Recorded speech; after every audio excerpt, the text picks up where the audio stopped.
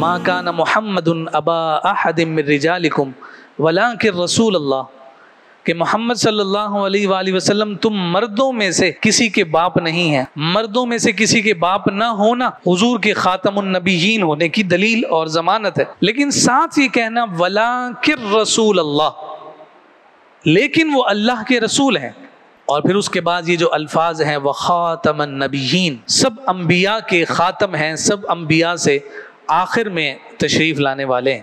اب یہ کیٹیگوریکل قرآن نے ذکر کر دیا کہ یہ سب سے آخر میں آنے والے ہیں۔ ہمارے ہاں عام طور پر قرآن مجید فرقان حمید کی تلاوت کے لیے 7 قراءتیں معروف ہیں، جنہیں ہم 7 قراءت کہتے ہیں، اور وہ تمام کی تمام جو قراءتیں ہیں وہ حق ہیں، اور ان تمام قراءتوں کے ساتھ ہی قرآن نازل ہوا ہے۔ برِ صغیر پاک و ہند کے افراد بطور خاص جس قراءت کو پڑھتے ہیں وہ امام عاصم کوفی کی قراءت ہے۔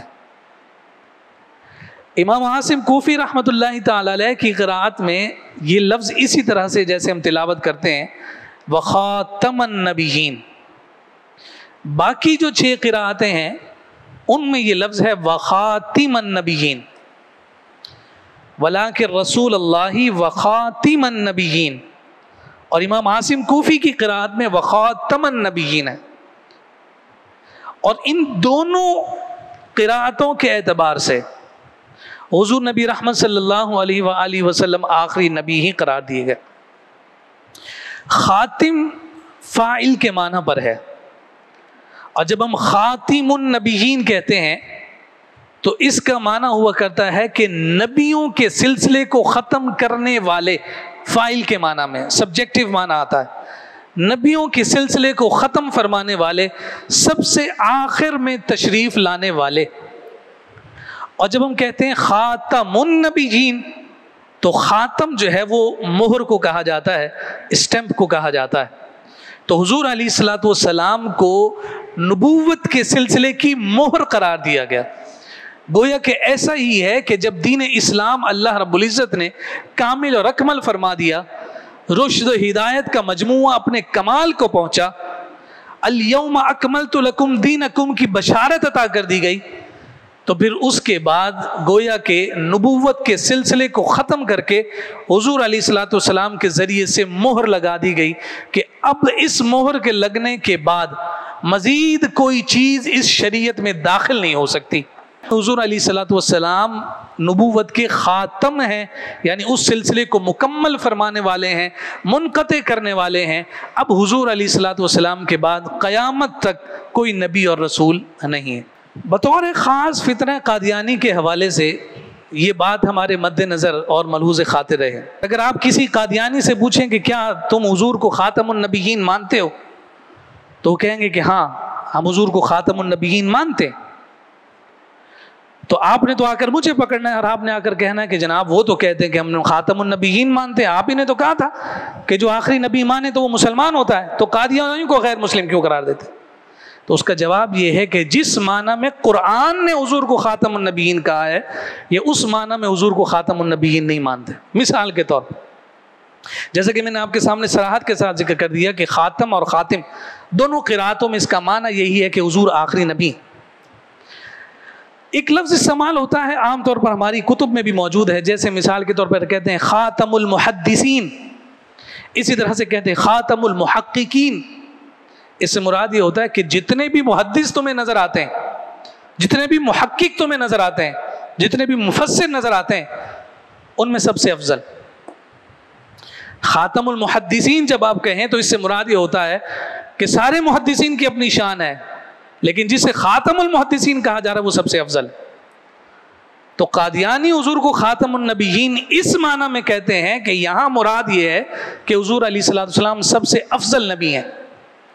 ہم کہتے ہیں وہ تو ویسے ہی ہیں، اس کے لیے ہمیں اس آیت کی دلیل پکڑنے کی حاجت اور ضرورت نہیں ہے، بلکہ اس سے مراد یہی ہے کہ حضور آخری نبی ہیں۔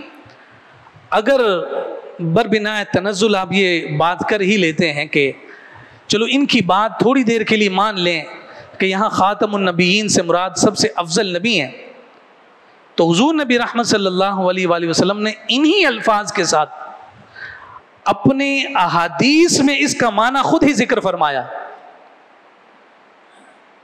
آپ سے اگر کوئی کہے، یہ مثال بھی میں نے آپ کے سامنے دے دی کہ جیسے خاتم المحدثین ہوتا ہے، خاتم المحققین ہوتا ہے، اسی طرح سے خاتم النبیین ہے. یعنی اس سے مراد یہ ہے کہ سب سے افضل نبی. کیا خاتم النبیین سے مراد سب سے افضل ہونا ہے؟ حدیث مبارکہ اس کی نفی کرتی، حدیث مبارکہ اس کا انکار کرتی ہے کہ نہیں، خاتم النبیین کا معنی جو ہے وہ سب سے افضل نبی نہیں ہوتا. آئیے ایک دو روایات میں آپ کی خدمت میں عرض کر دیتا ہوں. بخاری شریف کتاب المناقب باب نمبر 18 حدیث نمبر 3534 اور مسلم شریف کی کتاب الفضائل میں حدیث نمبر 22. آقا کائنات صلی اللہ علیہ وسلم کے پیارے صحابی جناب ابو ہریرہ رضی اللہ تعالیٰ عنہ روایت کر رہے ہیں. فرمایا کہ میری اور گزشتہ انبیاء کی مثال ایسے ہے جیسے کسی نے گھر بنایا، اسے خوب آراستہ کیا، مگر ایک کونے میں ایک اینٹ اور ایک پتھر نہ لگایا، اسے چھوڑ دیا. لوگوں نے گھر دیکھا، کہا کہ بہت خوبصورت گھر ہے، مگر اس گھر میں یہ پتھر کی جگہ کیوں خالی رکھی گئی ہے؟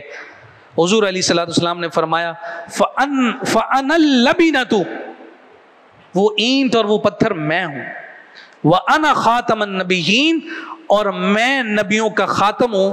یعنی وہ آخری پتھر میں ہوں اور میں خاتم النبیین ہوں کہ اس اینٹ کے لگنے سے قصر نبوت اپنے کمال کو پہنچ گئی. اس سے حضور علیہ السلام نے خود خاتم النبیین ہونے کا معنی صادر فرما دیا. آقا کائنات صلی اللہ علیہ وآلہ وسلم کی ایک اور حدیث مبارکہ سنن ابی داؤد کتاب الفتن، ترمذی شریف کتاب الفتن.